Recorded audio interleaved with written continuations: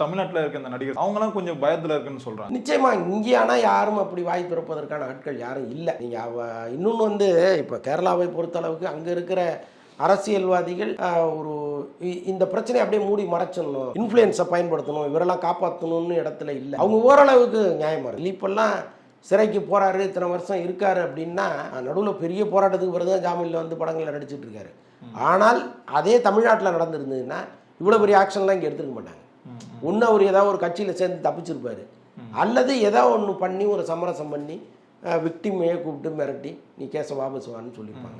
அதுதான் நடந்திருக்கு. எப்போவுமே இங்கே இருக்கிற ஆளுங்கட்சியாகட்டும் எதிர்கட்சியாகட்டும் அல்லது ஒரு உதிரி கட்சியாக இருந்தால் கூட சரி, அவங்களுக்கான பலத்தை காமிப்பாங்க. அவர் சம்மந்தப்பட்ட ஒருவர் இந்த மாதிரி ஒரு விஷயத்தில் மாட்டிக்கிட்டாருன்னா ரொம்ப ஈஸியாக வெளில எடுத்துருவாங்க நம்ம ஊரில்.